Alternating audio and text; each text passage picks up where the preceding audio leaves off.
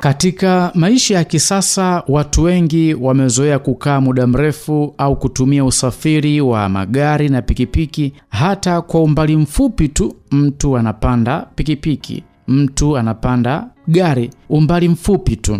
Sasa tabia hii imepunguza sana matumizi ya miguu katika shughuli za kila siku. Ukweli ni kwamba miguu yetu imeumbwa kufanya kazi, kutembea, kukimbia na kubeba mwili wetu. Hivyo tunapoacha kuitumia miguu yetu ipasavyo, mwili huanza kudhoofika mapema na dalili za uzee huonekana haraka kuliko kawaida.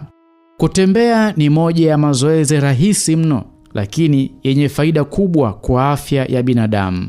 Unapotembea, misuli ya miguu huimarika, damu huzunguka mwili vizuri, moyo hufanya kazi kwa ufanisi na mwili hupata nguvu zaidi.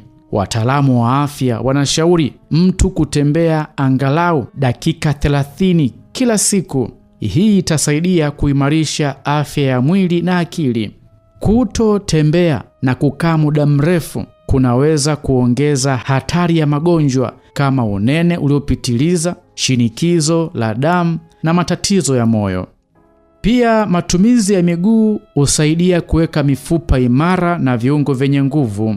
Watu wanaotembea mara kwa mara huwa na mwili wa uhai, mwili wenye nguvu, na hata wanapoanza kuzeeka hubakia hivyo hadi siku zao za mwisho.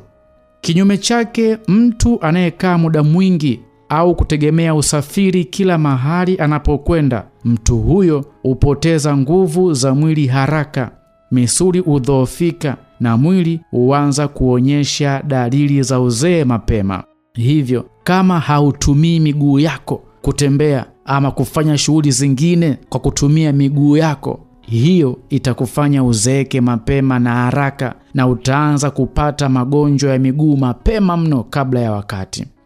Ni muhimu kujenga utamaduni wa kutumia miguu yetu katika maisha ya kila siku. Badala ya kutumia gari au pikipiki kwa umbali mfupi, jaribu kutembea. Panda ngazi badala ya kutumia lifti. Fanya mazoezi ya kutembea asubuhi au jioni. Hatua ndogo kama hizo zinaweza kubadilisha sana afya ya mwili wako na kuongeza muda wa kuishi kwa nguvu na furaha. Kwa hiyo ndugu yangu, kumbuka, miguu yako ni sehemu muhimu ya afya yako. Usiiache miguu yako kizembe bila kazi. Ipe nafasi miguu yako kufanya kile ambacho iliumbwa kufanya. Tembea na sogeza mwili wako. Kadri unavyotumia miguu yako ipasavyo, ndivyo unavyolinda ujana wako na kuchelewesha kuzeeka. Afya njema inaanza na hatua moja ya kutembea. Ndiyo, unataka kuwa kijana muda mrefu, forever young? Kama unataka kuonekana kijana, basi hii inakuhusu. Wakati watu wengine wa rika lako wakizeeka na kuonekana wababu au wazee, lakini wewe unapaswa kuonekana kama Gen Z, yaani kijana wa 2000. Unataka kuwa kama mimi ndugu yako, ambako machalii wengi tu, wale machalii wa 2000 ama 90, wanafikiri mimi ni mwenzao au tunalingana, yaani mimi ni mtu wa rika lao. Hapana, mimi kitambo mno. Sema ni vile tu, staili ya maisha, always nipo kijana, lakini chumvi nyingi nimekula. Sasa nimekwambia mwanzo, njia mojawapo ya kufanya usizeeke haraka ni pamoja na ulaji mzuri wa chakula, kulala kwa wakati, kunywa maji kwa usahihi, kuwa na mahusiano yenye tija, mahusiano ambayo yatafanya uwe na amani na furaha. Kama yanakupa kero hayo mahusiano, achana nayo. Sasa siri ambayo watu wengi hawaijui ipo kwenye matumizi ya miguu yako. Matumizi ya miguu yako ni moja ya mambo makuu ambayo yataamua uzeeke haraka au uchelewe kuzeeka. Misuli na mifupa mingi iliyopo miguuni, kama hutaifanyisha kazi ikawa legelege, hupelekea matatizo na uzee wa mapema. Miguu ndiyo sehemu ya mwili ambayo hubeba sehemu zingine za mwili. Ni sehemu ambayo inatakiwa iwe active kwa sehemu kubwa. Bahati mbaya, miguu hiyo hiyo, licha ya kuwa sehemu yenye misuli na mifupa mingi, lakini ndiyo sehemu ambayo ipo mbali na moyo. Hivyo mfumo wa damu ili ufanye kazi kwa ufanisi miguuni, inatakiwa ufanye mazoezi na miguu yako iwe active. Kumbuka, damu ndiyo ubeba virutubisho na oksijeni. Hivyo kama damu haifiki vizuri miguuni, upelekea miguu kuwa dhaifu, kupata vichomi au ganzi miguuni, viungio na magoti kuuma. Ni dalili za mwanzoni kabisa za uzee. Leo hii vijana wadogo miguu inawauma, wako na vichomi miguuni, magoti, viungio, ganzi. Sasa ili usizeeke, lazima huhakikishe miguu yako ipo active. Fanya mazoezi hasa ya kutembea angalau kwa nusu saa. Tembea haraka haraka kwa dakika 3, kisha tembea kawaida dakika 1. Tembea haraka haraka dakika 3. Fanya hivyo hivyo kwa kujirudia. Kimbia lakini sio sana. Kimbia ile mdogo mdogo taratibu. Fanya hivyo angalau dakika 10. Ruka kamba, ruka inasaidia hiyo. Epuka kukaa muda mrefu sehemu moja. Kama kazi yako ni ofisini unakaa muda mrefu, basi ni muhimu kila baada ya lisali moja amka, tembea walau dakika 10, au jioni nenda kafanya mazoezi. Sio lazima uende gym.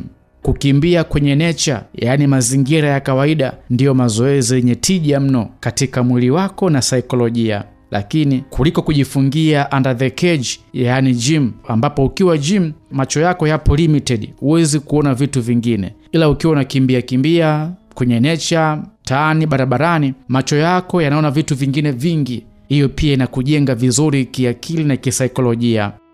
Athari zingine za mapema za miguu kuzembea, miguu kuwa goigoi, utaziona kwenye tendo la ndoa.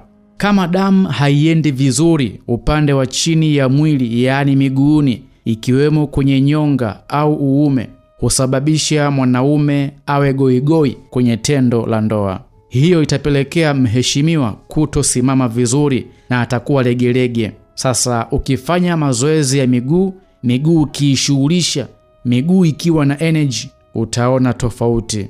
Mheshimiwa anakuwa na nguvu, hawi legelege.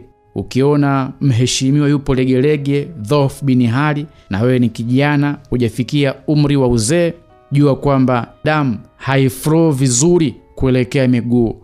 Lakini kama mambo yako mukide, mambo yako safi, mheshimiwa yuko vizuri kabisa, jua kwamba miguu yako na energy ya damu ina flow vyema kwenye miguu, inakwenda vyema hadi kwenye nyonga huko. Hivyo lazima miguu iwe active. Ili usizeeke mapema, lazima mifumo ifuatayo uilinde na kuhakikisha inafanya kazi vizuri. Mojawapo ni mfumo wa damu. 2, mfumo wa ufahamu. 3, mfumo wa upumuaji. 4, mfumo wa chakula. Wazee wangu waliwahi kuniambia, chakula na staili ya maisha yako ya leo utaiona baada ya miaka 10. Vile ambavyo unaishi leo, unakula hovyo, haushughulishi mwili wako, matokeo yake utayaona baadaye. Kingine, ngozi yako na mwili wako ni kioo cha mambo ambayo unayafanya kwa siri ukiwa peke yako. Vile ambavyo ngozi yako ya mwili ilivyo ni kioo cha yale mambo ambayo unayafanya ukiwa peke yako. Unakula sana vitu vya hovyo, haunywi maji ya kutosha, mwili wako haushughulishi, unakula takataka nyingi.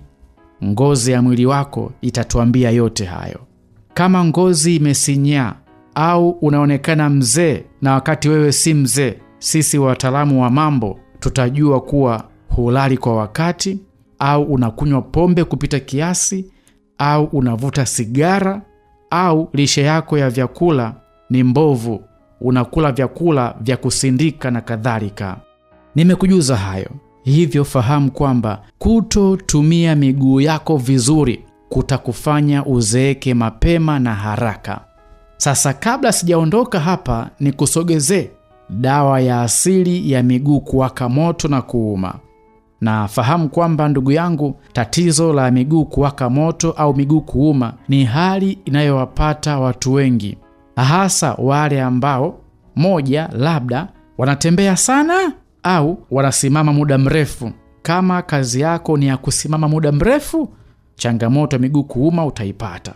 Ama wewe unatembea sana, unatembea mno, changamoto ya miguu kuuma utaipata. Lakini pia kama kuna mzunguko mbovu katika mwili wako, yani damu haifiki katika miguu, hiyo changamoto utaipata. Wakati mwingine pia changamoto ya miguu kuuma huenda sambamba na uchovu wa misuli, upungufu wa baadhi ya virutubisho au magonjwa kama vile kisukari. Mbali na matibabu ya hospitali, kuna baadhi ya dawa za asili ambazo zinaweza kukusaidia kupunguza tatizo la miguu kuwaka moto na miguu kuuma. Moja ni loweka miguu yako kwenye maji ya vuguvugu yenye chumvi. Chukua maji ya vuguvugu kisha changanya na chumvi kidogo, ikiwa chumvi ya mawe itapendeza, alafu loweka humo miguu yako kwa muda wa dakika 15 hadi 20. Njia hii husaidia kupunguza maumivu, kuondoa uchovu wa misuli na kuboresha mzunguko wa damu kwenye miguu. Njia ya pili, mafuta ya tangawizi au mafuta ya zaituni. Paka mafuta ya tangawizi au mafuta ya zaituni kwenye miguu, kisha fanya masaji taratibu kwa dakika kadhaa. Paka hayo mafuta, alafu hiyo miguu yako ifanyie masaji kama unaikanda kanda hivi. Njia hii husaidia kupunguza maumivu ya miguu na kuondoa uchovu wa misuli na kuboresha mzunguko wa damu kwenye miguu. Tangawizi husaidia kuongeza mzunguko wa damu na kupunguza hisia ya kuwaka moto kwenye miguu. 3, kutumia majani ya mchaichai. Unaufahamu mchaichai? Chemsha majani ya mchaichai kwenye maji, acha yapoe kidogo, kisha loweka miguu ndani ya maji hayo ya mchaichai kwa muda wa dakika 15. Mchaichai husaidia kupunguza maumivu na kutoa hisia ya uchovu katika miguu, na miguu yako itapata utulivu. Tiba nyingine ya asili ya miguu kuwaka moto na kuuma ni kitunguu saumu na mafuta ya nazi. Saga vitunguu saumu kadhaa, kisha changanya na mafuta ya nazi. Paka kwenye miguu yako kabla ya kulala. Kitunguu saumu na mafuta ya nazi viko na uwezo mkubwa wa kupunguza maumivu na kuondoa tatizo la miguu kuwaka moto, na hiyo itasaidia mzunguko wa damu katika miguu kwenda vizuri. Nimekusogezea hayo mawili matatu. Kwa ujumla, ikiwa miguu yako inawaka moto au kuuma, na hali hii hutokea mara kwa mara na inaambatana na ganzi katika miguu yako, ni muhimu kumuona daktari kwa uchunguzi zaidi. Na hii ni hasa kwa wale watu ambao wako na kisukari au matatizo ya neva. Yote kwa ujumla, kutumia tiba hizi za asili pamoja na mtindo mzuri wa maisha kama vile kufanya mazoezi, kunywa maji ya kutosha na kula lishe bora, hii itakusaidia sana kupunguza tatizo la miguu kuwaka moto na miguu kuuma. Bila shaka kupitia hapa Chakula cha Ubongo umeyapata mambo mengi mno. Nuru ya asubuhi leo: 1, kutotumia miguu yako vizuri kutakufanya uzeeke mapema na haraka, lakini nimekupa hapa kiduchu, dawa ya miguu kuwaka moto na kuuma.